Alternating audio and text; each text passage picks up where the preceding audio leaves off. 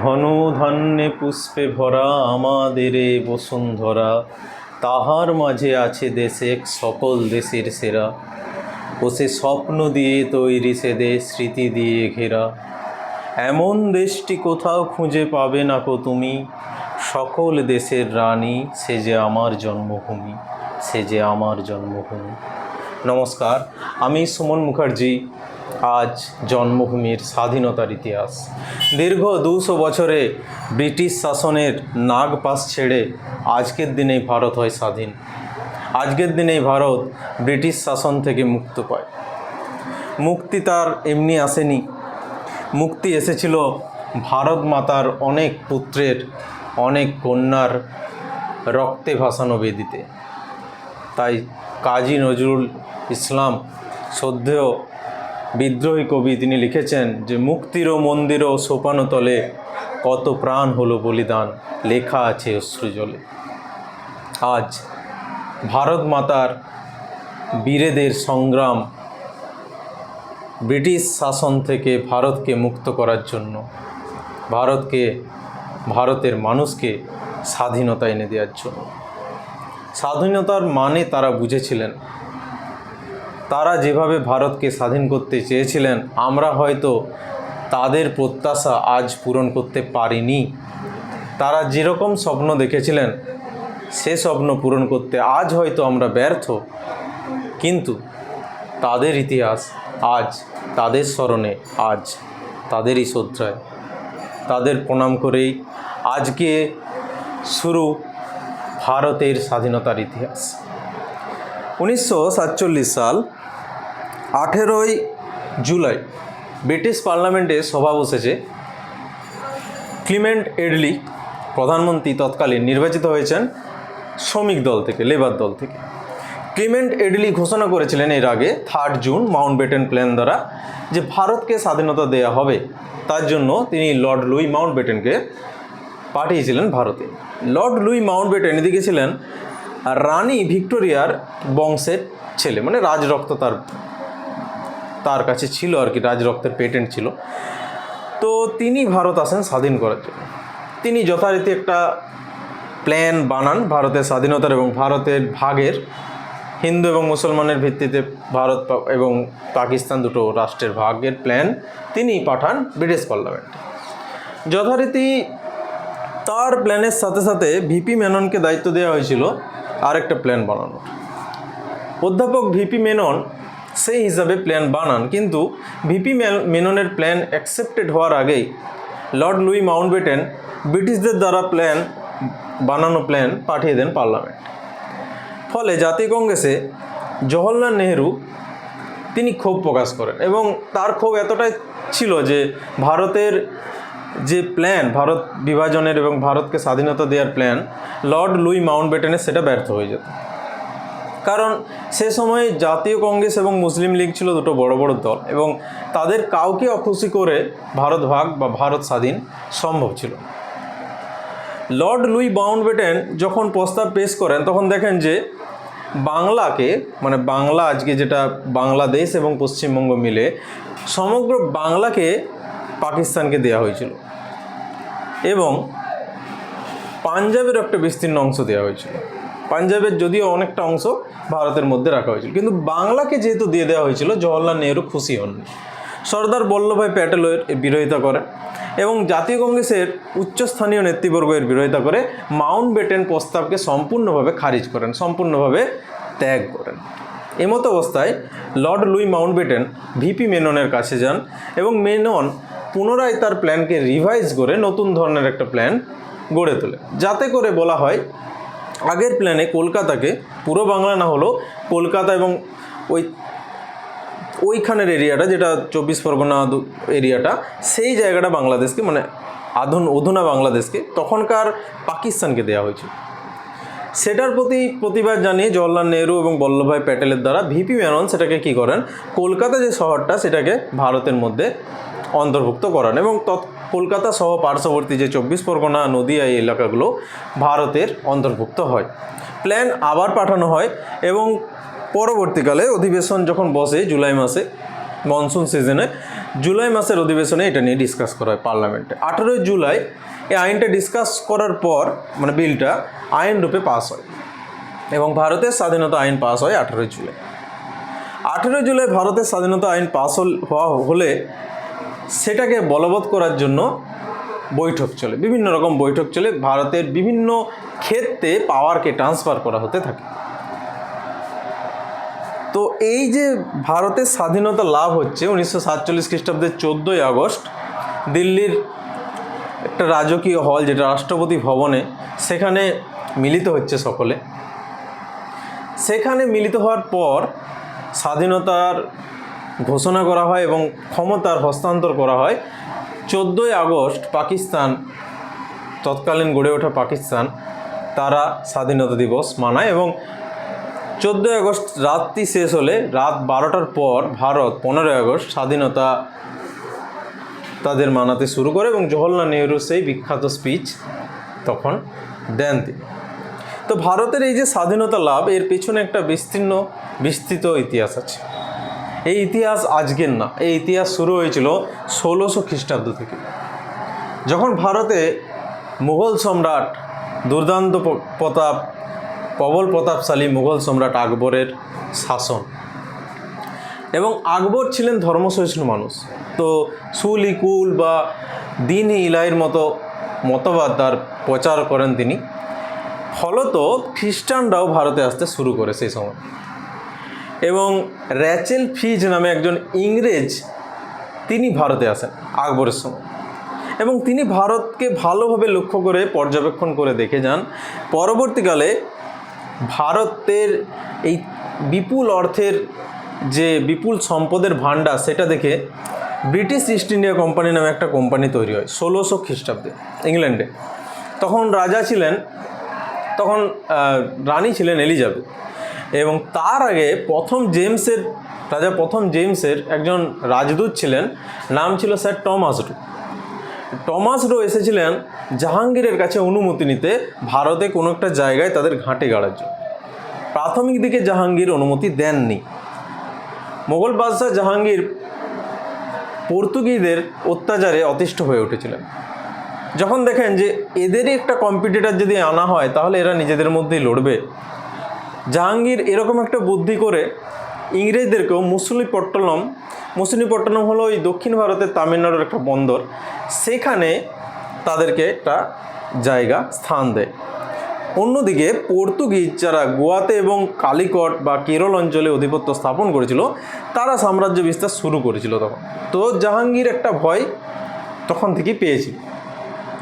মুঘল সম্রাট বা মুঘল বাদশাহ জাহাঙ্গীর যখন অনুমতি দিলেন স্যার টমাস রোকে, ক্যাপ্টেন হকিন্স পৌঁছালেন দলবল নিয়ে এবং ক্যাপ্টেন হকিন্স ইংরেজ থেকে এলেন ব্রিটিশ অঞ্চল থেকে এবং তিনি এসে বিভিন্ন এলাকা ঘুরে দেখলেন এবং তিনি দেখলেন যে গুজরাটের সুরাট হচ্ছে একটা এমন বন্দর বাণিজ্য করার জন্য তাদের পক্ষে খুব উপযোগী।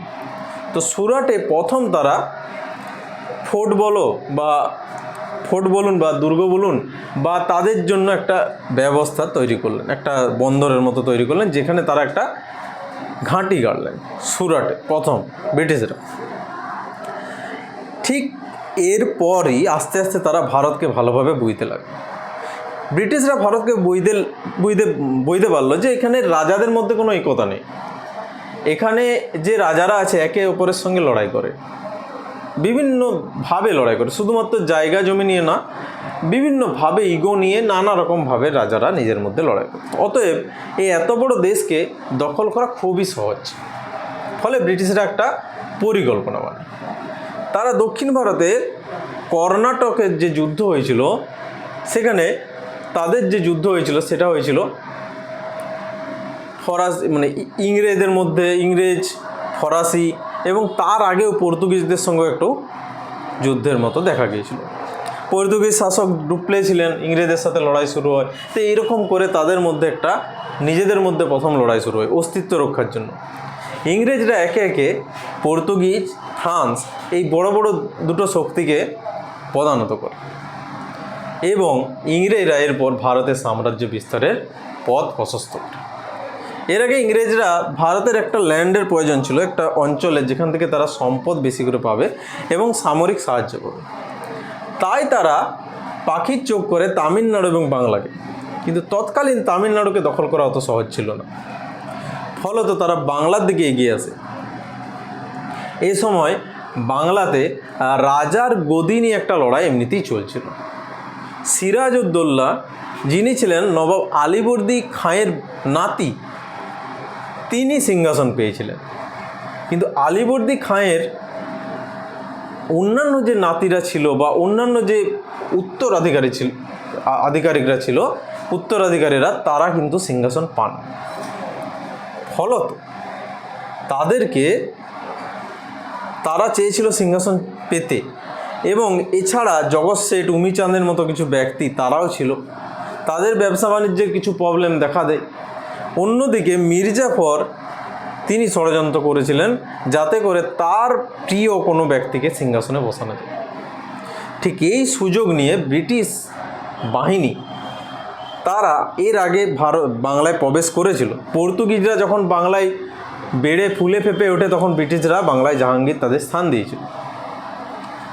তো এর আগে 1690 খ্রিস্টাব্দে জনৈক একজন ব্যক্তি জব চার্নক নামে, তিনি কলকাতায় এসে 3টে জমিদারি কিনেন, সুতানাটি, বর্ধমান এবং কলিকাতা। এবং এই যে 3টে যে জমিদারি কিনে, তিনি ওই কলকাতা অঞ্চলে একটা কী করেন, তাদের একটা ঘাঁটি বানান, এবং ঘাঁটি বানিয়ে পরবর্তীকালে সেটাকে ফোর্ট উইলিয়াম কনভার্ট করা হচ্ছিল। ফোর্ট উইলিয়াম অর্থাৎ দুর্গ। কলকাতার দিকে তাদের ইংরেজদের দুটো দুর্গ ছিল, একটা তামিলনাড়ুতে ছিল সেন্ট জর্জ, আর একটা ফোর্ট উইলিয়াম। ফোর্ট উইলিয়ামটা হলো এখানে কলকাতায়। এবং দুর্গ যে বানাতে শুরু করে, অস্ত্রশস্ত্র রাখতে শুরু করে, নবাব সিরাজ তার বিরোধিতা করেন। ফলত ইংরেজরা বা ব্রিটিশ ইস্ট ইন্ডিয়া কোম্পানি পরিকল্পনা করতে শুরু করে কীভাবে নবাব সিরাজকে হাঁটানো যায়। পরিকল্পনা শুরু হয় নবাবেরই কাছের মানুষদের নিয়ে, মির্জাফর বা আরও অন্যান্য ব্যক্তিদের নিয়ে। নবাব যখন ইংরেজদের অত্যাচারে অতিষ্ঠ হয়ে ওঠেন, তখন নবাব কলকাতার যে একটা বিস্তীর্ণ অঞ্চল বা ফোর্ট উইলিয়াম তিনি দখল করতে গিয়েছে। 1757 খ্রিস্টাব্দে পলাশির লড়াইয়ের আগে তিনি কলকাতা বা কলকাতার অঞ্চলটা দখল করেন, এবং তার দাদু আলীবর্দীর নাম অনুসারে সে জায়গার নাম দেন আলীনগর। ঠিক আছে, তো এতদূর পর্যন্ত আমরা দেখলাম যে একটা সৃষ্টি হচ্ছে, একটা ভয়ের পরিবেশ তৈরি হচ্ছে নবাবের দিক থেকেও, ভয়ের পরিবেশ তৈরি হচ্ছে ব্রিটিশদের দিক থেকেও। একটা ঠান্ডা লড়াইয়ের মতো পরিস্থিতি আমরা দেখতে পাই। যখন নবাব দেখে যে ব্রিটিশরা বা ইস্ট ইন্ডিয়া কোম্পানি তৎকালীন তাদের নিজস্ব মুদ্রা চালু করতে শুরু করেছে, তখন নবাব অর্থনৈতিক বিপদ আশঙ্কা করে। এর আগে মুঘল বাদশাহ ফারুক সিয়ার ইংরেজদেরকে দস্তক দিয়েছিলেন। দস্তক অর্থাৎ ছাড়পত্র, বিনা পয়সায় তারা বাণিজ্য করতে পারতো, কোনো ট্যাক্স দিতে হতো না নবাব সিরাজউদ্দৌলাকে। অন্যদিকে আবার মুদ্রাও প্রচলন করতে শুরু করেছে ইস্ট ইন্ডিয়া কোম্পানি। নবাবের মাথা ঘুরেছে যে রাজকোষে তো টান পড়বে ভাড়ারে, ফলে নবাব তাদেরকে হত্যা করার বা তাদেরকে তাড়িয়ে দেওয়ার পরামর্শ নেন। নবাব আলীনগর দখল করে সেখানে শোনা যায় 146 জন ব্যক্তিকে একটা ছোট ঘরে বন্দি করে রাখে, এবং অনেকেই নাকি শ্বাসকষ্টে মারা যান। এরকম একটা ঘটনা কোম্পানির একজন কর্মচারী হলওয়েল বলেছিলেন। তো এটাকে অন্ধকূপ হত্যা বলা হয়, তৎকালীন যুগে হলওয়েল বলেছিলেন অন্ধকূপ হত্যা। এর প্রতিবাদে লর্ড ক্লাইভ দক্ষিণ ভারত থেকে ফিরে আসেন। তিনি এর আগে আরকোটের যুদ্ধে যুক্ত ছিলেন, কিন্তু তিনি ফিরে আসেন বাংলায় এবং পরিকল্পনা করে নবাবের সাথে যুদ্ধ ঘোষণা করেন। যথারীতি নবাব তার সৈন্য সামন্তকে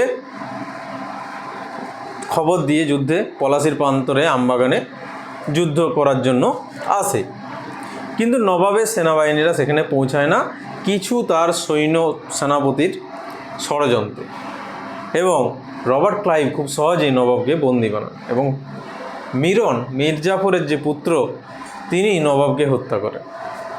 ফলে ভারতের ইতিহাসে প্রথম কোনো একটা রাজ্য রাজ্য না বললেও আমরা যদি বলি মুঘল প্রদেশ, সেই প্রদেশ যেটা স্বাধীনভাবে গড়ে উঠেছিল, সেই প্রদেশটা ব্রিটিশদের বা ব্রিটিশ ইস্ট ইন্ডিয়া কোম্পানির দখলে যায়। এই মতো অবস্থায় বাংলা ব্রিটিশদের দখলে যখন যায়, তখন ইংরেজরা কিন্তু প্রথমেই তাদের রাজা হিসাবে কাউকে বসিয়ে দেননি। বাংলারই একজনকে রাজা করেন, মির্জাফরকে, এবং বাংলাকে কিভাবে লুট করা যায় তার পরিকল্পনা করতে। এবং যখন লর্ড ক্লাইভ মির্জাফরকে রাজা করে যান, তখন মির্জাফরকে শুধুমাত্র ক্ষমতা দেননি, শুধুমাত্র দায়িত্ব দিয়েছিলেন। ক্ষমতাটা রেখেছিল ইস্ট ইন্ডিয়া কোম্পানির হাতে। ফলে তারা বাংলাকে দীর্ঘদিন ধরে লুট করতে থাকে। বাংলার অর্থনীতি ধসে পড়ে, কৃষি, শিল্প সমস্ত কিছু ধসে পড়ে। তখন ইস্ট ইন্ডিয়া কোম্পানির চারিদিকে ছড়িয়ে পড়ে একে একে মারাঠা, কর্ণাটক, মহীশূর বিভিন্ন রাজ্যগুলো দখল করতে থাকে। উত্তর ভারতেও অনেক রাজ্য দখল করে, পাঞ্জাব পর্যন্ত দখল করতে থাকে, এবং নেপাল, ভুটান এবং বার্মা সমস্ত কিছু, ভুটান যদিও সেভাবে দখল করেনি, কিন্তু বাকিগুলো দখল করতে থাকে। ভারতীয় উপমহাদেশের বিস্তীর্ণ অঞ্চল দখল করার পর ইংরেজরা একটা নতুন শাসন ব্যবস্থা সেখানে চালাতে শুরু করে, এবং তাদের বিভিন্ন যে অ্যাক্টগুলো ছিল, পিটের ভারত শাসন আইন থেকে রেগুলেটিং আইন থেকে শুরু করে ব্রিটিশ পার্লামেন্ট ইস্ট ইন্ডিয়া কোম্পানির উপর নিয়ন্ত্রণ শুরু করে। অত্যাচার তাদের চরমে পৌঁছায় এবং অবশিল্পায়নের ফলে শিল্পগুলো ধ্বংস হয়।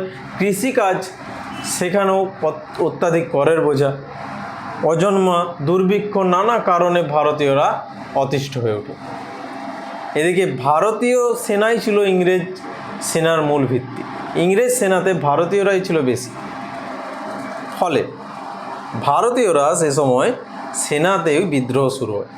বিদ্রোহ শুরু হওয়ার নানা কারণ ছিল, যেমন খাবার দাবার ভালো দেওয়া হতো না। ইউরোপীয় সেনাদের যেরকম বেতন দেওয়া হতো, ভারতীয়দের সেনাদের বেতন ছিল তার থেকে অনেক কম। ভারতীয় সেনাদের সঙ্গে শ্বেতাঙ্গ ব্যক্তিরা বা ইউরোপীয়রা দুর্ব্যবহার করত।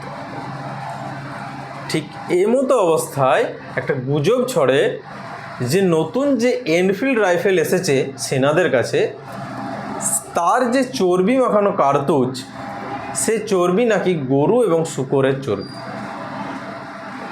ভারতের যে প্রধান দুটো ধর্ম তৎকালীন যুগে, হিন্দু এবং মুসলমান, হিন্দুরা গরুর মাংস দাঁতে কাটে না, গরুর চর্বি দাঁতে কাটে না। মুসলিমরাও শূকরের চর্বি দাঁতে কাটে না। ফলে দুই দলই বিদ্রোহ শুরু করে। বিদ্রোহ শুরু হয় প্রথম ব্যারাকপুরে। মঙ্গল পাণ্ডে ব্যারাকপুরের রেজিমেন্টের একজন সৈন্য, তিনি বিদ্রোহ শুরু করেন এবং তিনি একজন সাহেবকে হত্যা করেন, তাদেরই উচ্চপদস্থ কর্মচারী সাহেব। ফলে তাকে ফাঁসি দেওয়া। তো ভারতের ইতিহাসে যদি ব্রিটিশরা কাউকে প্রথম ফাঁসি দিয়েছিল এভাবে বিদ্রোহ করার জন্য, তিনি ছিলেন মঙ্গল পাণ্ডে। প্রথম শহীদ হন তিনি। মঙ্গল পাণ্ডে শহীদ হওয়ার পর ভারতের বিভিন্ন রেজিমেন্টগুলো বিদ্রোহ করতে শুরু করে, এবং ঘটনাটা চরমে পৌঁছায় যখন মিরাটের ছাউনি থেকে সেনারা বিদ্রোহ ঘোষণা করে এবং তারা দিল্লি যায়, এবং দিল্লি গিয়ে মোগল বাদশাহ দ্বিতীয় বাহাদুর শাহ বা বাহাদুর শাহ জাফরকে তাদের লিডার করে মহাবিদ্রোহ বা সিপাহী বিদ্রোহের ঘোষণা করে। এদিকে এর আগে ডালহৌসির সত্যবিলোপ নীতি এবং লর্ড ওয়েলেসলির অধীনতামূলক মিত্রতা নীতির দ্বারা ব্রিটিশরা অন্যায়ভাবে ভারতের বিভিন্ন দেশীয় রাজন্যবর্গের রাজ্যগুলো কেড়ে নিয়েছে। তাদের মধ্যে উল্লেখযোগ্য ছিলেন ঝাঁসির রানীর রাজ্য। গঙ্গাধর রাওয়ের মৃত্যুর পর ঝাঁসির রাজ্য ছিল উত্তরাধিকার শূন্য। ঝাঁসির রানীর দত্তক পুত্র ছিল, কিন্তু ব্রিটিশরা তাকে মেনে নেননি। ফলে রানীকে সিংহাসনচ্যুত করা হয়। রানী এই সময় ব্রিটিশদের বিরুদ্ধে আন্দোলন শুরু করে, বিদ্রোহ শুরু করে, সশস্ত্র বিদ্রোহ। তার সঙ্গে যোগ দেয় নানা সাহেব তাঁতিয়া টোপি। অযোধ্যায় যোগ দেয় উত্তরপ্রদেশের অযোধ্যা থেকে বেগম হজরত মহল। তার যে স্বামী ছিলেন ওয়াজিদ আলী শাহ, তার মৃত্যুর পর সেখানেও একই ঘটনা ঘটে। কুশাসনের অভিযোগে অযোধ্যাকে তারা করায়ত্ত করেছিল। এভাবে প্রায় গোটা উত্তর ভারত এবং পূর্ব ভারত জুড়ে বিদ্রোহ ছড়িয়ে পড়ে, এবং ভারতে প্রথম একটা ব্যাপক বিদ্রোহের আকার নেয় ব্রিটিশ ইস্ট ইন্ডিয়া কোম্পানির বিরুদ্ধে। ব্রিটিশ ইস্ট ইন্ডিয়া কোম্পানির সেদিন ঘুম উড়ে গিয়েছিল। তারা এরকম বিদ্রোহ, সশস্ত্র বিদ্রোহ এর আগে দেখেনি। সে বিদ্রোহ কি জাতীয়তাবোধের বিদ্রোহ ছিল সেটা জানা যায় না, সেটা বলা মুশকিল, কারণ অনেকে সেটা স্বীকার করেন না। কিন্তু সে বিদ্রোহ যে অত্যাচারের বিরুদ্ধে বিদ্রোহ ছিল এটা বলাই যায়। এবং তৎকালীন যুগে রাজা, জমিদার তাদের অধিকার ফিরে পাওয়ার জন্য তো যুদ্ধ লড়েই ছিল। ঝাঁসির রানী লক্ষ্মীবাই হোক, বেগম হজরত মহল, নানা সাহেব বা তাঁতিয়া টুপে হোক, সে যুগে সিপাহীরাও লড়েছিল তাদের সমস্যার জন্য, প্রতিবাদ করেছিল। সিপাহীরাও লড়েছিল তাদের ধর্মর উপর আঘাত হানার জন্য। ব্রিটিশদের অত্যাচার চরমে পৌঁছালে আদিবাসীরা এর আগেই বিদ্রোহ শুরু করেছিল। প্রথম আদিবাসী বিদ্রোহ হয়েছিল বাংলাতে। বিদ্রোহ ছিল সন্ন্যাসী ও ফকির বিদ্রোহ। ভবানী পাঠক, দেবী চৌধুরানী, মজনু শাহ, সন্ন্যাসী ও ফকিররা, সন্ন্যাসী অর্থাৎ হিন্দু সন্ন্যাসী এবং ফকির মানে মুসলমানদের ভক্ত বা সন্ন্যাসী, তারা বিদ্রোহ করেছিল। তারা দেখেছিল যে ব্রিটিশরা তাদের এই দেশের জন্য ঠিক নয়, এবং ব্রিটিশ ইস্ট ইন্ডিয়া কোম্পানির বিরুদ্ধে তারা বিদ্রোহ ঘোষণা করে। এবং বঙ্কিমচন্দ্র চট্টোপাধ্যায় পরবর্তীকালে এই বিদ্রোহকে উদ্দেশ্য করে আনন্দমঠ গ্রন্থটি লিখেছিলেন, এবং সেখানে তিনি একটি গানও লেখেন, বন্দে মাতরম, যেটা পরবর্তীকালে বিপ্লবীদের ধ্বনি হয়ে উঠেছিল প্রাণ দেয়ার, দেশকে স্বাধীন করার জন্য তাদের মূল মন্ত্র হয়ে উঠেছিল। তো স্বদেশ প্রেমের গীতারূপে এটা উঠে আসে আনন্দমঠ। সন্ন্যাসী ফকির বিদ্রোহের পর উপজাতি অঞ্চলেও অনেক বিদ্রোহ শুরু হয়, যেমন বাঁকুড়া, পুরুলিয়া, মেদিনীপুর অঞ্চলে চুয়াড় বিদ্রোহ, ছোটনাগপুর এলাকায় সাঁওতাল বিদ্রোহ, ভিল বিদ্রোহ, কোল বিদ্রোহ, পরবর্তীকালে মুন্ডা বিদ্রোহ, নানা রকম বিদ্রোহ আমরা দেখতে পাই। নীল বিদ্রোহ পরে এসেছিল। কিন্তু নীল বিদ্রোহের আগে ভারতে সিপাহী বিদ্রোহ একটা বড় আকার ধারণ করেছে। এত বড় বিদ্রোহ ছিল যে ব্রিটিশ শাসন প্রায় শেষ হয়।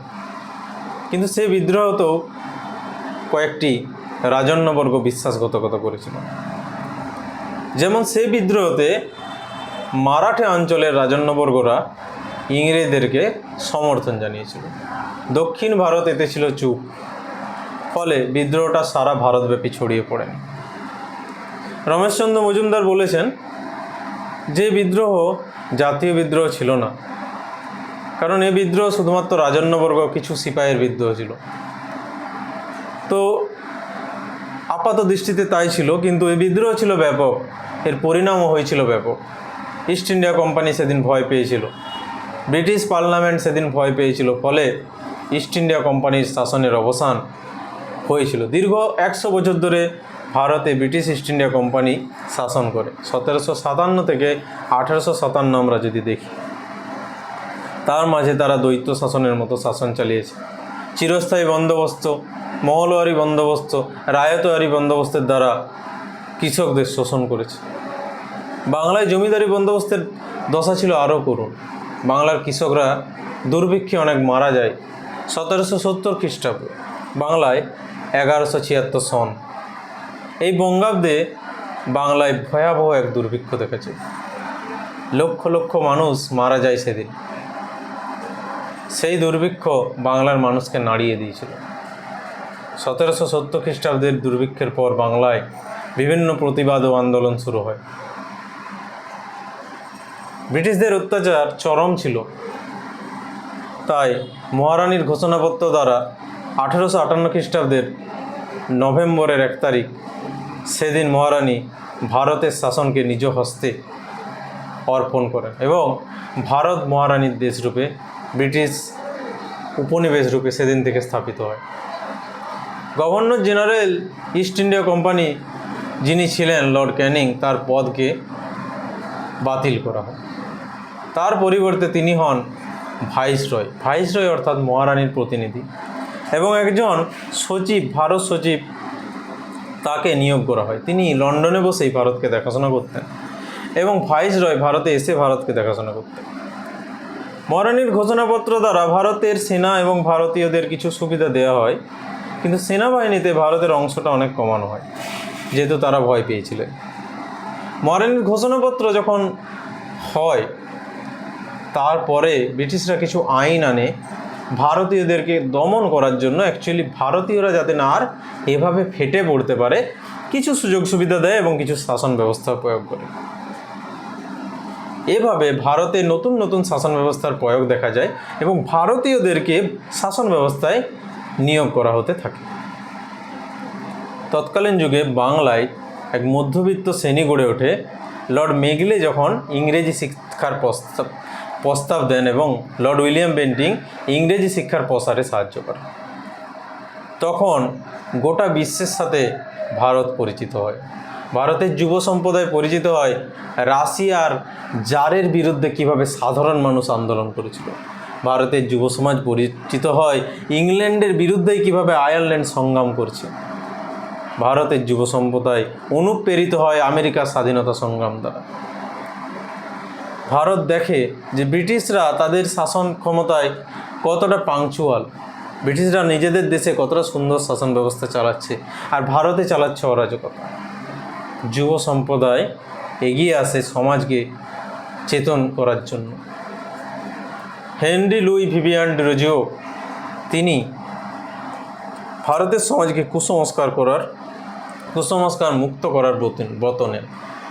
তার সদস্যরা নববঙ্গ নামে ছড়িয়ে পড়ে চারিদিকে। অন্যদিকে রাজা রামমোহন রায় তিনি ছিলেন ভারতের সর্বপ্রথম আধুনিক মানুষ এবং সতীদাহ প্রথা বিরোধী আন্দোলন শুরু করে আরও অনেক আন্দোলন করার জন্য তিনি ব্রাহ্ম সমাজ গড়ে তোলেন এবং ব্রাহ্ম সমাজে তৎকালীন শিক্ষিত মানুষজন যোগ দেন এবং কুসংস্কারগুলোকে ভারত থেকে দূর করার চেষ্টা করেন। যতদিন ভারতে কুসংস্কার থাকবে ততদিন ভারত নিজের স্বাধীনতার কথা বুঝতে পারবে না, ভারতের মানুষ সচেতন হবে না, ততদিন ভারতের মানুষের উন্নতি নেই।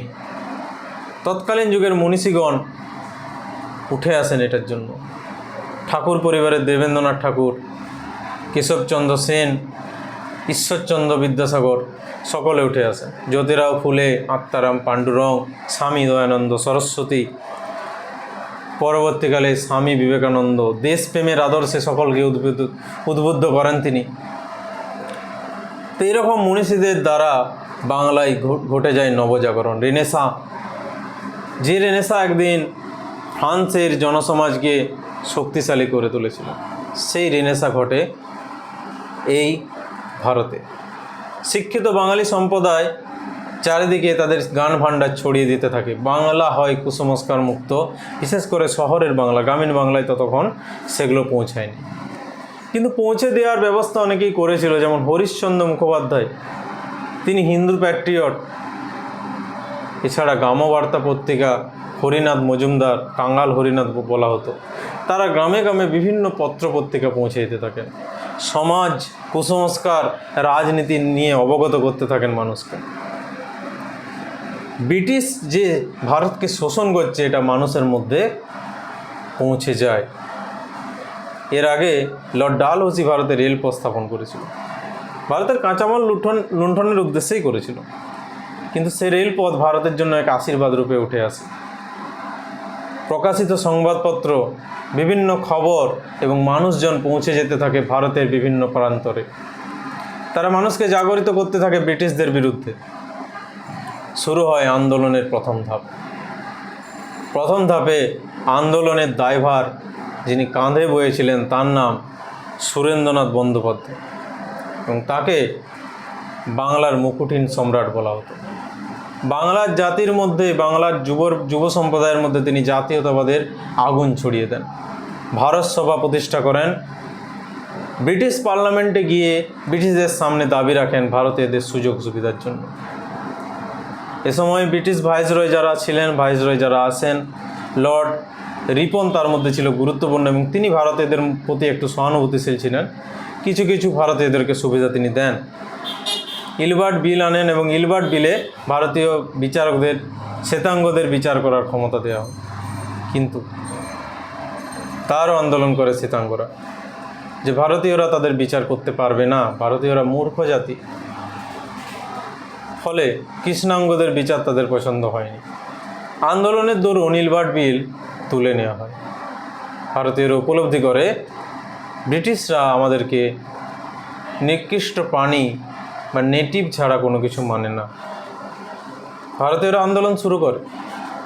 1883 খ্রিস্টাব্দে সমগ্র যতগুলো দল ছিল ভারত জুড়ে বিভিন্ন দল গড়ে উঠেছিল, রাজনৈতিক দল, সবাই মিলিত হয় বোম্বাই এবং তারা একটা সুগঠিত দল গঠনের পরিকল্পনা করে।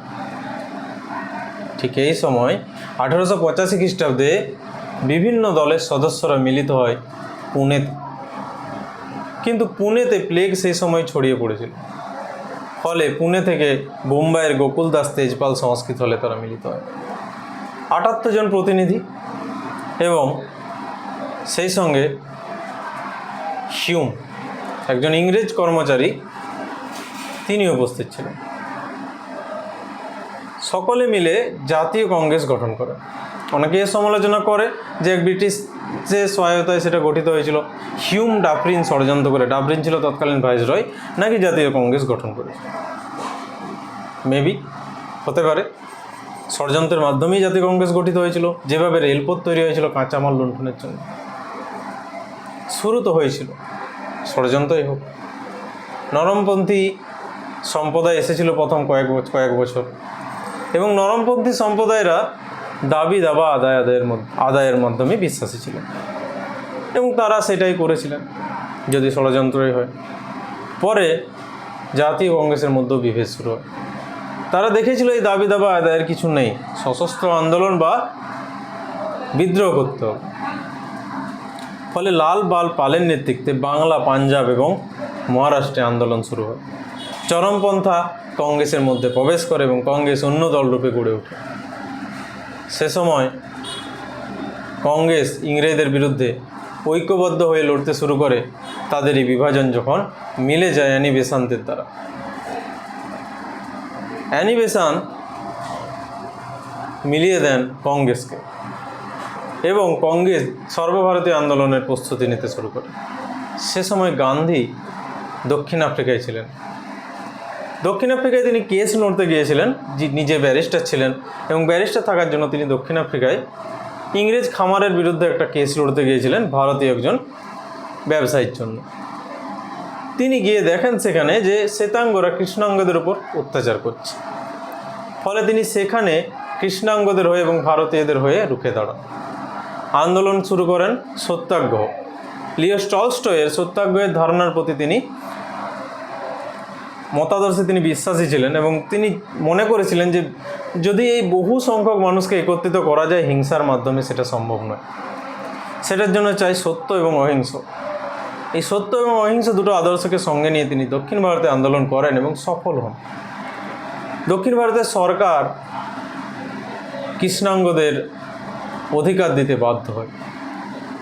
সফলতা যখন গান্ধী পান, গান্ধী দক্ষিণ ভারত থেকে ফিরে আসেন। 1915 খ্রিস্টাব্দে তিনি ভারত ফিরে আসেন এবং গোপাল কৃষ্ণ গোখলের সাথে দেখা করেন, যিনি ছিলেন তার রাজনৈতিক গুরু। গোখলে তাকে পরামর্শ দেন রাজনীতিতে নামার আগে গোটা ভারতকে ঘুরে দেখান। তিনি তাই করেন। সমগ্র ভারতবর্ষ তিনি প্রদক্ষিণ করেন এবং 1917 খ্রিস্টাব্দে 2 বছর পর ডক্টর রাজেন্দ্র প্রসাদ, যিনি ভারতের প্রথম রাষ্ট্রপতি, তার অনুরোধে তিনি যান বিহারের চম্পারণ। সে সময় বিহারের চম্পারণে কৃষকরা ব্রিটিশ নীলকর সাহেবদের অত্যাচারে অতিষ্ঠ হয়ে উঠেছিলেন। নীলকর সাহেবরা তাদেরকে জোর করে কৃষিকাজ করাতো জোর করে, এবং 20 কাঠা যদি জমি থাকতো তার 3 কাঠাতে তো বাধ্যতামূলক নীল চাষ করতো। এটা ছিল আইন, 3 কাঠিয়া প্রথা। এবং এই আইনের বাইরেও অনেক কিছু হয়, আমরা জানি সরকারি আইনের বাইরে অনেক কিছু হয় গায়ের জোরে। ফলে খাদ্যশস্য উৎপাদন সেভাবে হচ্ছিল না, কৃষকরা নীল চাষে লাভও পাচ্ছিল না। ফলত কৃষকরা বিদ্রোহ শুরু করে, কিন্তু কৃষকদের বিদ্রোহ সেভাবে পৌঁছাচ্ছিল। এদিকে গান্ধী হয়েছিল ফেমাস দক্ষিণ আফ্রিকায় আন্দোলন করে। গোটা ভারত তিনি ঘুরে দেখেন এবং ব্রিটিশ ইংল্যান্ডেও তিনি ফেমাস হয়েছিলেন। দক্ষিণ আফ্রিকার আন্দোলনের মাধ্যমে ভারতেও ছড়িয়ে পড়েছিল গান্ধীর আন্দোলনের কথা। গান্ধী পৌঁছান চম্পারণে পৌঁছে তিনি কর বন্ধ করে দেন। ব্রিটিশদের কোনো রকম কর দেওয়া হবে না বলে বন্ধ করে দেন কর এবং আন্দোলনে অহিংসভাবে বসে যান। পুলিশের সামনে, লাঠির সামনে তিনি বসে থাকেন। দীর্ঘ কয়েকদিন বসে থাকার পর ব্রিটিশরা মেনে নিতে বাধ্য হন তাদের দাবি, 3 কাঠিয়া প্রথার অবসান করে। গান্ধী আবার সফল হন। ফলে গান্ধীর মধ্যে আত্মবিশ্বাস বাড়ে, এই সত্যাগ্রহ সঠিক পথ এবং এর মাধ্যমেই ভারতের মানুষদের যে স্বাধীনতা, ভারতের ল্যান্ডের বা জমির বা ভূমির স্বাধীনতা নয়, মানুষদের অ্যাকচুয়াল স্বাধীনতা যদি কোথার থেকেও আসে, সেটা আসবে অহিংস সত্যাগ্রহের মাধ্যমে। নিজ রাজ্য গুজরাটে গিয়ে দেখেন গুজরাটের কৃষকরাও দুঃখে আছে, তাদের উপরও চড়া খাজনা ভার, তাদের দুর্ভিক্ষের সময় না ব্রিটিশরা সাহায্য করে। খেড়া অঞ্চল বা খেদা অঞ্চলে তিনি যান, সেখানে গিয়েও কৃষকদের সঙ্গে যোগ দেন এবং সফল হন। আহমেদাবাদে যান, সুতাকলের শ্রমিকরা মজুরি বৃদ্ধির দাবিতে আন্দোলন করছিল, কিন্তু মজুরি ব্রিটিশ মিল মালিকরা বাড়াচ্ছিলেন না। গান্ধী আন্দোলন শুরু করেন, কিন্তু তাও তারা বাড়াতে রাজি হন না। এদিকে গান্ধী তখন ব্রিটিশ এবং ইংল্যান্ড জুড়ে সমস্ত দিকে ফেমাস। ব্রিটিশদের বিরোধী যে পলিটিক্যাল পার্টি গান্ধীকে সাপোর্ট করে। এই অবস্থায় গান্ধী অনশন শুরু করে। গান্ধীর অনশন গোটা পৃথিবীব্যাপী ছড়িয়ে পড়ে। প্রথম পৃথিবীর কোনো ব্যক্তি, পৃথিবীর সমস্ত দেশ জানতে পারে আন্দোলনের একটা আলাদা ধারা হয়, যেটা অহিংস, যেটা হিংসার যেখানে কোনো প্রবেশ নেই। এই একটা নতুন আইডিয়ায় যখন আন্দোলন শুরু হয়, যখন গোটা পৃথিবী জুড়ে ছড়িয়ে পড়ে, ব্রিটিশদের ওপর অন্যান্য দেশের চাপ শুরু হয়। ব্রিটিশ পার্লামেন্ট আহমেদাবাদের স্থানীয় গভর্নমেন্ট এবং ভারতের ভাইসরয়কে খবর পাঠায় গান্ধীর অনশন ভাঙার জন্য। গান্ধীর অনশন বাধ্য হয়েই ভাঙতে হয় ব্রিটিশ মিল মালিকদের, এবং গান্ধীর অনশন ভাঙা হয় এবং বেতন 30% বৃদ্ধি করা হয়। মানে 100 টাকা যদি মজুরি ছিল, তাহলে 130 টাকা হয় মিল শ্রমিকদের মজুরি। গান্ধী সফল হন। গান্ধী যখন সফল হন, তখন গান্ধী ভারতের রাজনীতিকে পুনর আলোচনা করার জন্য দেখেন যে ভারতে আরও বেশি সংখ্যক মানুষকে কিভাবে আন্দোলনের গতিধারায় নিয়ে আসা যায়। ঠিক এমতো অবস্থায় ব্রিটিশরা পড়েন প্রথম বিশ্বযুদ্ধের শেষ পর্যায়ে, এবং শেষ পর্যায়ে তাদের জয়লাভ যখন সুনিশ্চিত হয়, তখন ব্রিটিশরা, তার আগে ভারতীয়রা সাহায্য করেছিল, ভারতীয় সেনারা প্রথম বিশ্বযুদ্ধে সাহায্য করেছিল। অনেকের একটা এ বিষয়ে মতামত আছে যে গান্ধীর পরামর্শেই নাকি ব্রিটিশদেরকে সাহায্য করা হয়েছিল। না, এরকম কোনো ব্যাপার নেই, কারণ গান্ধী 1915 পরে 15 সালে এসেছিল ভারতে। আর বিশ্বযুদ্ধ যেটা শুরু হয়, প্রথম বিশ্বযুদ্ধ, সেটা আমরা জানি সেটা শুরু হয়েছিল 1914 খ্রিস্টাব্দে। 14 খ্রিস্টাব্দে বিশ্বযুদ্ধ শুরু হয় এবং তার আগেই ব্রিটিশ সরকার সেনাদের নিয়ে যায় এবং ভারত সাহায্য করার কথা ঘোষণা করে। তখন গান্ধীর কোনো অবদান ছিল না। গান্ধীর নির্দেশে ভারত প্রথম বিশ্বযুদ্ধে ব্রিটিশদেরকে সাহায্য করেনি, এটা সম্পূর্ণ ভুল কথা। মহাত্মা তিনি তখনও হননি, মোহনদাস করমচাঁদ গান্ধী। এ সময় তুর্কির যে সুলতান ছিলেন, খলিফা বলা হতো যাকে, তাকে সিংহাসনচ্যুত করে ব্রিটিশরা। যেহেতু তুর্কি ছিল জার্মানি অস্ট্রিয়ার পক্ষে, জার্মানি অস্ট্রিয়া অর্থাৎ অক্ষ শক্তির পক্ষে। অক্ষ শক্তি এবং মিত্র শক্তি মানে আমরা ত্রিশক্তি চুক্তি এবং ত্রিশক্তি মৈত্রীর মধ্যে প্রথম বিশ্বযুদ্ধ হয়েছিল, এবং ত্রিশক্তি চুক্তির মধ্যে ছিল এই তুর্কি। ফলে তুর্কিতে খলিফা পদের অবসান হলে সমগ্র মুসলিম সমাজ তারা ব্রিটিশ শাসনের প্রতি রুষ্ট হয়ে ওঠে। ভারতে মুসলিমরা প্রতিবাদ শুরু করে এবং এই সময় গান্ধী এই সুযোগের সদ্ব্যবহার করে। অল ইন্ডিয়া খিলাফত কমিটিতে তিনি যান এবং সভাপতির পদ বরণ করেন, এবং সেই সঙ্গে তিনি শুরু করেন নন কোঅপারেশন, ব্রিটিশদেরকে কোনোরকম কোনো সাহায্য করা হবে না, অসহযোগ আন্দোলন শুরু করেন। কোনোরকম কোনো সাহায্য তিনি ব্রিটিশদেরকে না করার পরামর্শ দেন সকলকে, এবং ট্যাক্স বন্ধ করার পরামর্শ দেন। ফলত গোটা ভারত জুড়ে অসহযোগ আন্দোলন শুরু হয়। এই আন্দোলন সফলই হচ্ছিল, ব্রিটিশরা অনেক কিছু মেনেও নিয়েছিল তাদের দাবি দাবা, কিন্তু তৎকালীন যুগে হঠাৎ করে এই আন্দোলনে হিংসার প্রবেশ ঘটে। উত্তরপ্রদেশের গোরখপুরের একটা ছোট্ট অঞ্চল চৌরি চৌরা, এবং এই চৌরি চৌরা অঞ্চলে ব্রিটিশ পুলিশ বা ভারতীয়রাও ছিল সেখানে, ভারতীয়রা পুলিশে কাজ করত। ব্রিটিশ পুলিশ এবং তার নেতৃত্বে ভারতীয় পুলিশরাও আন্দোলনকারীদের উপর লাঠিচার্জ করে। ফলে আন্দোলনকারীরা থানাকে বন্ধ করে জ্বালিয়ে দেয় পুলিশগুলোকে। গান্ধী এই ঘটনায় খুব মর্মাহত হন এবং অসহযোগ আন্দোলন তুলে নেন। ঠিক এর আগেই সুভাষচন্দ্র বোস ব্রিটিশ লন্ডন থেকে আইসিএস পরীক্ষায় পাস করে এসে ভারত এসেছেন। ভারত এসে তিনি আইসিএস পরীক্ষা থেকে রিজাইন দেন এবং রিজাইন দেওয়ার পর তিনি চিত্তরঞ্জন দাসের সঙ্গে মিলে ভারতে এই অসহযোগ আন্দোলনে যোগদান করেছিলেন। তিনি মর্মাহত হন এটা ভেবে যে গান্ধী এভাবে একটা বড় আন্দোলনকে কিভাবে থামিয়ে দিতে পারে। যখন ভারতের সবাই উদ্বুদ্ধ হয়ে উঠেছে, ভারতের সবাই যখন ব্রিটিশ শাসনের বিরুদ্ধে প্রতিবাদে নেমে পড়েছে, গান্ধী কিভাবে এটা বন্ধ করতে পারে। নেতাজি আন্দোলনে বিরোধিতা করেন, বন্ধের আর বিরোধিতা করেন, সে সঙ্গে অন্যান্য নেতৃবর্গও করেন, চিত্তরঞ্জন দাস সহ, মতিলাল নেহরু সহ সকলেই বিরোধিতা করে কংগ্রেস ছেড়ে তারা বেরিয়ে যান। তারা স্বরাজ্য দল গঠন করেন কংগ্রেসের মধ্যেই এবং স্বরাজ্য দলে অনেক নেতা নেত্রী যোগ দেন। গান্ধীর প্রাসঙ্গিকতা হারায়, গান্ধী ছেড়ে বেরিয়ে যান সর্বভারতীয় আন্দোলন থেকে। সমালোচিত হন অনেক, এত বড় একটা আন্দোলনকে বন্ধ করে দেওয়ার জন্য।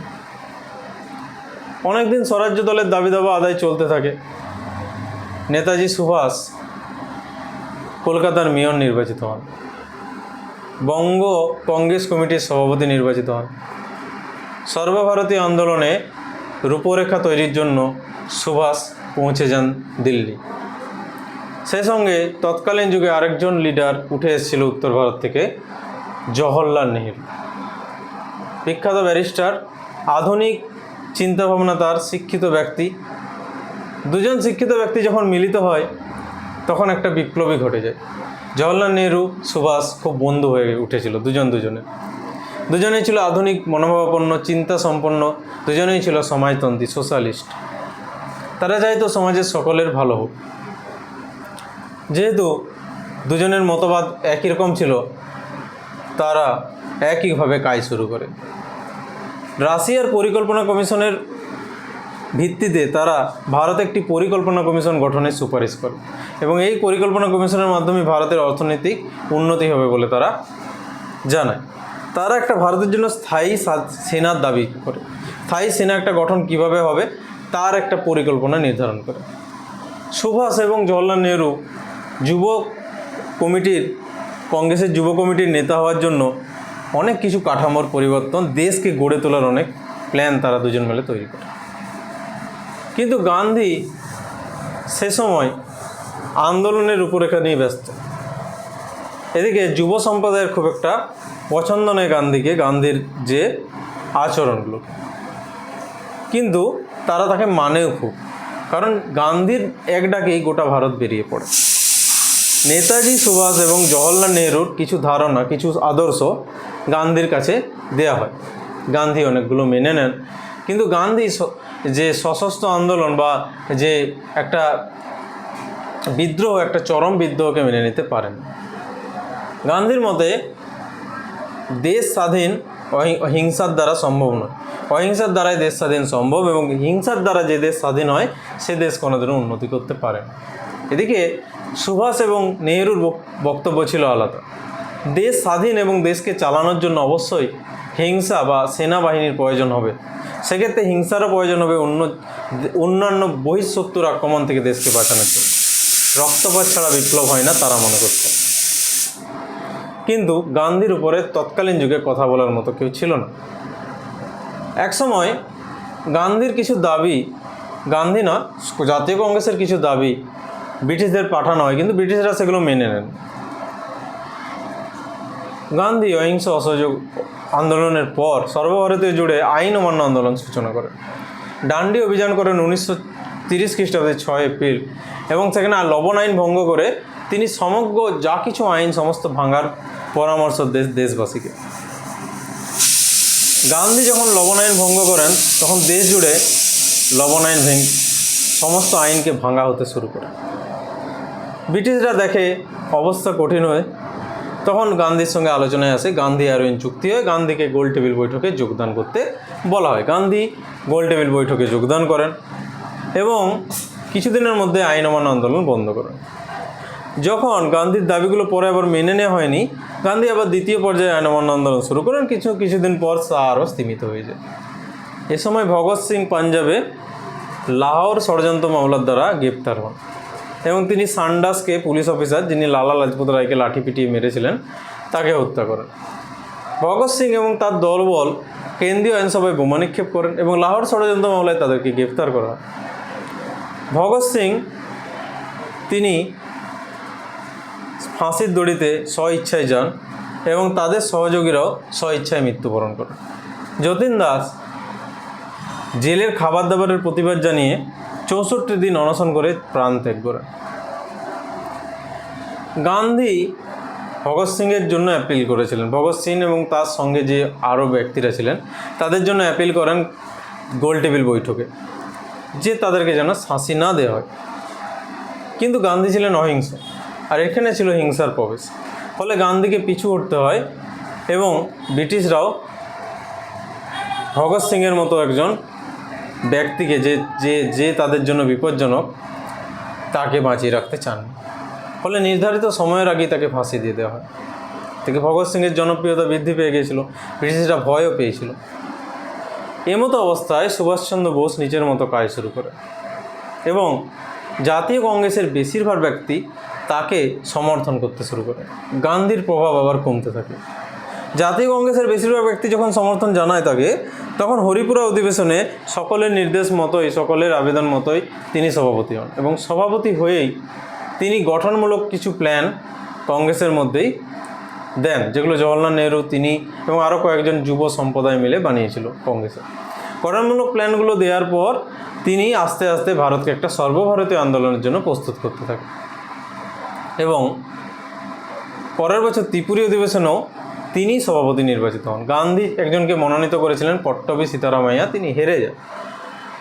এমতো অবস্থায় গান্ধী পট্টবী সীতারামাইয়া সহ সমস্ত নরমপন্থী দলকে বলেন কংগ্রেস থেকে বেরিয়ে যেতে। সুভাষ দেখে কংগ্রেসের বিচ্ছেদ হচ্ছে। সুভাষ চায়নি এরকম একটা আন্দোলনের সময় কংগ্রেসের বিচ্ছেদ হয়, তাই তিনি স্বইচ্ছায় পদত্যাগপত্র দিতে চান। গান্ধী পড়েন বিপদে। সুভাষ পদত্যাগপত্র দেওয়া হলেও কংগ্রেস থেকে অনেক চরমপন্থা যারা ব্যক্তি তারা বেরিয়ে যাবে এবং সুভাষের জনপ্রিয়তা তখন গোটা ভারত জুড়ে। ফলে গান্ধী সুভাষকে থেকে যেতে আবেদন করেন এবং সর্বভারতীয় আন্দোলনের নেতা হিসাবে তাকে সামনে আসতে বলেন। কিন্তু গান্ধী যেমন নিজ আদর্শে বিশ্বাসী ছিলেন, অহিংস সত্যাগ্রহ, সুভাষও নিজ আদর্শে বিশ্বাসী ছিলেন। সুভাষ মনে করেননি যে রক্ত ছাড়া কখনো বিপ্লব সম্ভব। ফলে সুভাষ কংগ্রেসের মধ্যেই ফরওয়ার্ড ব্লক গঠন করেন 1939 খ্রিস্টাব্দে। অনেকেই যোগদান করেন, কিন্তু ফরওয়ার্ড ব্লকের কর্মসূচি উপর ভয় পেয়ে ব্রিটিশ সরকার সুভাষকে গৃহবন্দী করেন। জেলবন্দি করার মতো ক্ষমতা ব্রিটিশদের ছিল না এবং সুভাষ অসুস্থ হয়ে পড়ে কিছুদিনের মধ্যেই। অসুস্থ হয়ে পড়ায় সিকিউরিটি শিথিলতা করা হয়েছিল। এদিকে সুভাষচন্দ্র বোসের ভাইপো শিশির কুমার বোস তিনি সুভাষের সঙ্গে দেখা করতে থাকেন, খবর নিতে থাকেন। সুভাষের অসুস্থতার সুযোগ নিয়ে সুভাষ জানায়, আমি অসুস্থ, ঘরে গৃহবন্দী থাকেন এবং খাওয়া দাওয়া বন্ধ করেন। সুভাষ মাঝে মাঝে এরকম করতো, গৃহবন্দী থাকতেন, খাবার দাবার বন্ধ করতেন, ধ্যানে লিপ্ত থাকতেন। এদিকে শিশির কুমার বোস একদিন আসেন গাড়ি নিয়ে। সুভাষ সেদিন বাড়ির পেছন দিকে মোহাম্মদ জিয়াউদ্দিনের ছদ্মবেশ নেন। মোহাম্মদ জিয়াউদ্দিন ট্যাক্সি ড্রাইভার হয়ে শিশির বোসকে গোমর স্টেশনে ছাড়তে বেরোন। পথে ব্রিটিশ পুলিশদের তিনি চোখে ধুলো দিয়ে গোমর স্টেশন পৌঁছান। সেখান থেকে আফগানিস্তানে তিনি কিছুদিন ছিলেন এবং রাশিয়া যাওয়ার পরিকল্পনা করতে থাকেন। কিন্তু আফগানিস্তানের পাঠান বন্ধু তার রাশিয়া যাওয়ার পরিকল্পনা করতে বারণ করেন, কারণ সে সময় যে পথ দিয়ে রাশিয়া যেত সেই পথ ছিল ব্রিটিশদের দখলে এবং রাশিয়াও ছিল ব্রিটিশদের মিত্র দেশ, কারণ সে সময় দ্বিতীয় বিশ্বযুদ্ধ চলছে এবং ইংল্যান্ডের সঙ্গে যোগ দিয়েছে রাশিয়া। তাই জার্মান যাওয়ার জন্যই প্রস্তুতি নিল সুভাষ পৌঁছালো জার্মান। হিটলারের সঙ্গে দেখা করলেন। হিটলার প্রতিশ্রুত দিল সাহায্য করার। হিটলার জাপানে পৌঁছাতে বললেন সুভাষকে। সুভাষ ডুবোজাহাজে করে জাপানে পৌঁছায়। জাপানে পৌঁছে তিনি রাসবিহারী বোসের সঙ্গে দেখা করেন।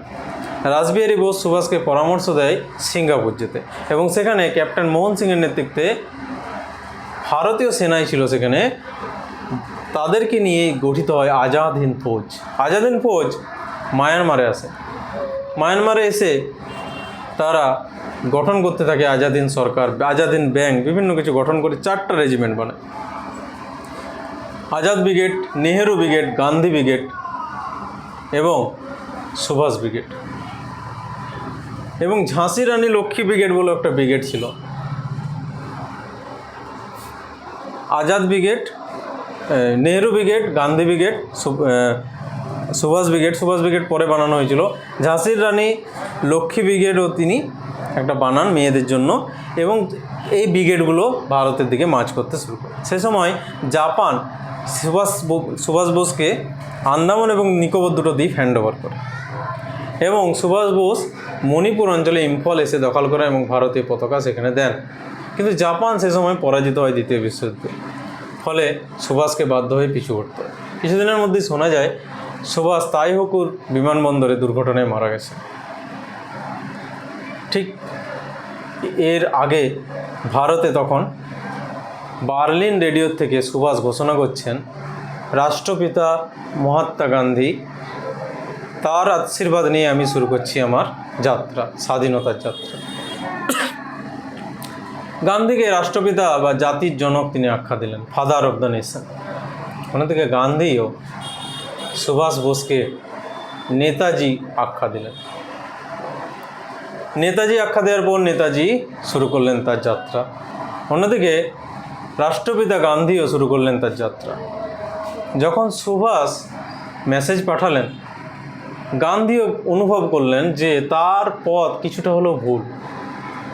এমতো অবস্থায় ভারতকে স্বাধীন করার জন্য শুধুমাত্র অহিংসার পথ একমাত্র পথ নয়। তিনি বললেন এই শয়তান সরকার সংশোধনের অতীত, একে তাড়াতেই হবে। তিনি বললেন করেঙ্গে ইয়া মারেঙ্গে, ডু অর ডাই, করো অথবা মরো, স্বাধীন করো অথবা মরো, চলো ঝাঁপিয়ে পড়ো। গান্ধী শেষ পর্যন্ত হিংসার পথ ধরে নিলেন। গান্ধী বুঝলেন সুভাষ ছিল ঠিক। সুভাষের পথ ধরাই হলো। সারা ভারতব্যাপী এত বিরাট অংশ জুড়ে জনগণের অংশগ্রহণ এর আগে হয়নি। 42-এর আন্দোলন, 1942-এ 8ই আগস্ট ঘোষণা করলেন গান্ধীজি। গ্রেপ্তার করা হলো গান্ধীকে 9ই আগস্ট। জওহরলাল নেহরু, বল্লভভাই প্যাটেল, মৌলানা আবুল কালাম আজাদ, কংগ্রেসের শীর্ষ নেতৃবৃন্দকে গ্রেপ্তার করা হলো। মানুষ, লোকাল নেতৃবৃন্দই আন্দোলনের ভার কাঁধে তুলে নিলেন।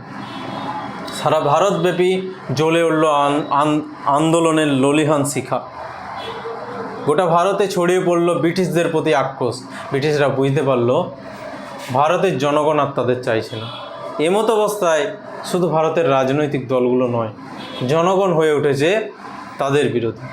ব্রিটিশরা বুঝতে পারল ভারতে আর বেশি দিন থাকা সম্ভব নয়। অন্যদিকে 1942-এ সে সময় হিটলার হয়ে উঠেছে শক্তিশালী। ব্রিটিশরা ইউরোপ সামলাতেই ব্যস্ত, ভারত সামলানো তাদের পক্ষে কঠিন হয়ে উঠছে। এমতো অবস্থায় নেতাজির আজাদ হিন্দ ফৌজ ধরা পড়ে। তাদের বিচারের জন্য লালকেল্লা নিয়ে আসা হয়। ক্যাপ্টেন রশিদ আলী খান, শাহনওয়াজ খান, জি.কে. ধিলন, এরকম ব্যক্তিত্ববর্গ।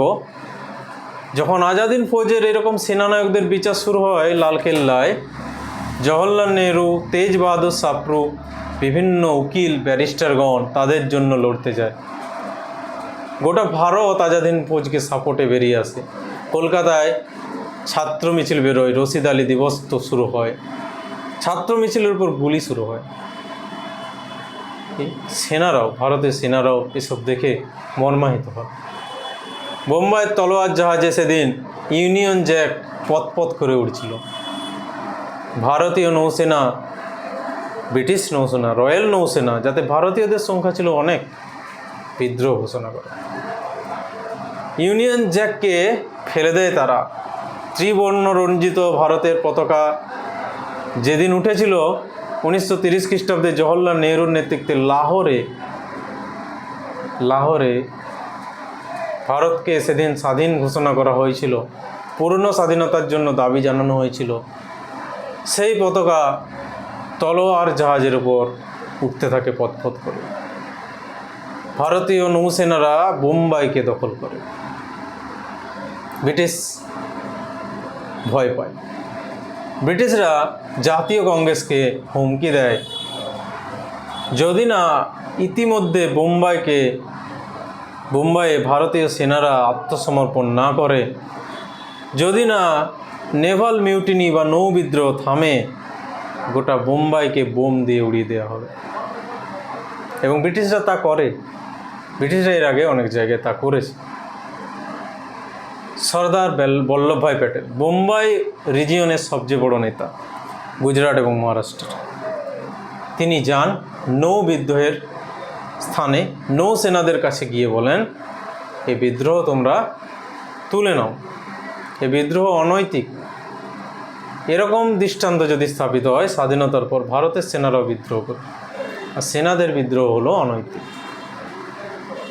এ কথায় নৌ বিদ্রোহ থেমে যায়। কিন্তু ব্রিটিশরা বুঝতে পারে ভারতে তাদের দিন শেষ হয়ে এসেছে। ভারতে অহিংস গান্ধী হিংস্র হয়ে উঠেছে। সুভাষ ভারতে যে যুবক তাদের অনুপ্রাণিত করেছে। ভারতের মানুষদের প্রতি অত্যাচার সেনাবাহিনী আর মেনে নিচ্ছে না। ভারত ছাড়ার এই সময়।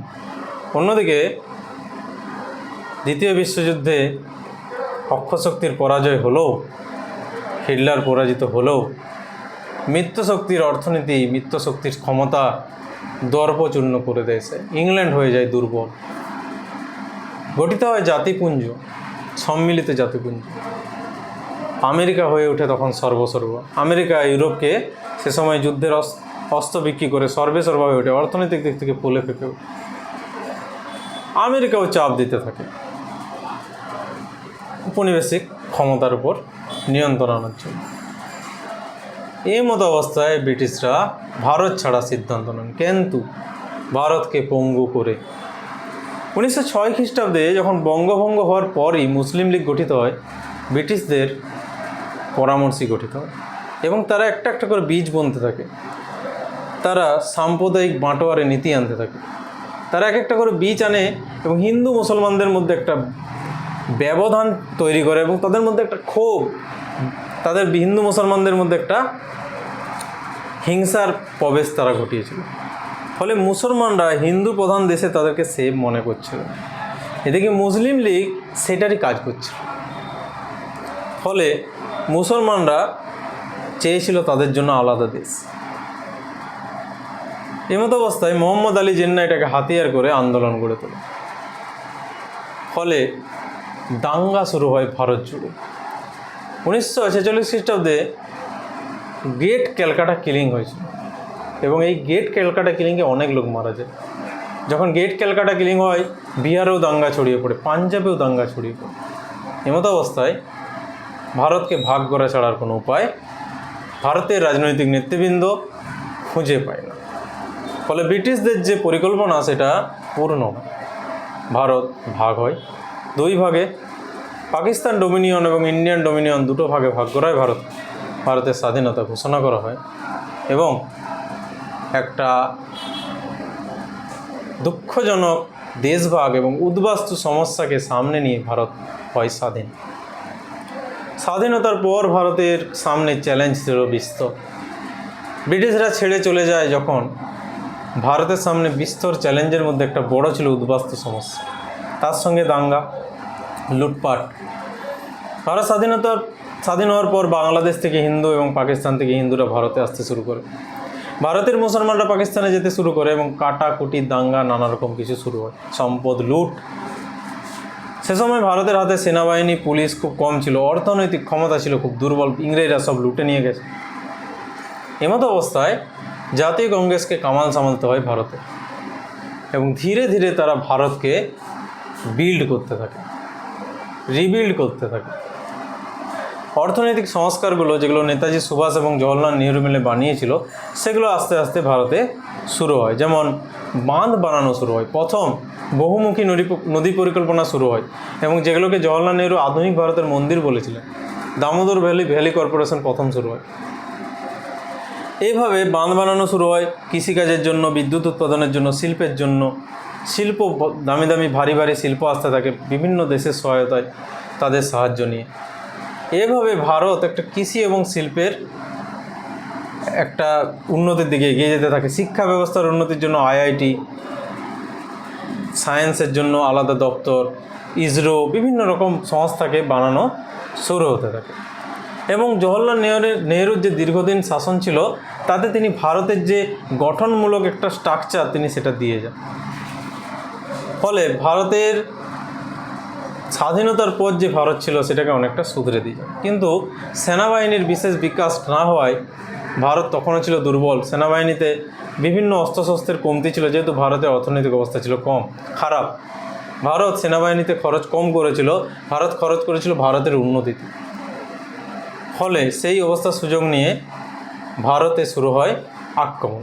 পাকিস্তান আক্রমণ করে, চীন আক্রমণ করে এবং উভয়ই কিছু কিছু অংশ দখল করে নেয়।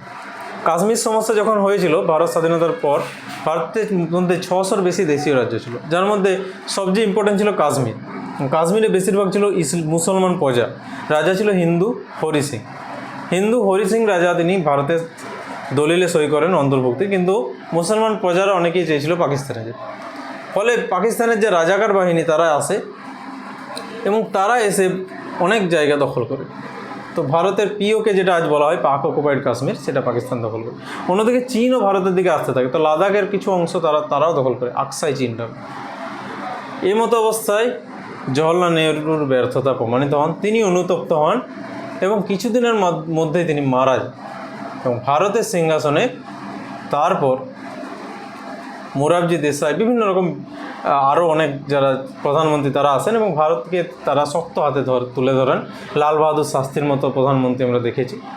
তো তারা ভারতকে শক্ত হাতে আবার এগিয়ে নিয়ে যান। সবুজ বিপ্লব, বিভিন্ন বিপ্লব ঘটেছিল ভারতের কৃষি শিল্প বিভিন্ন কিছুর উন্নতির জন্য। আজকে ভারতের ডেভেলপমেন্টের জন্য তাদের যে নিঃস্বার্থ পরিশ্রম, সেটা অবশ্যই আমরা মনে রাখব।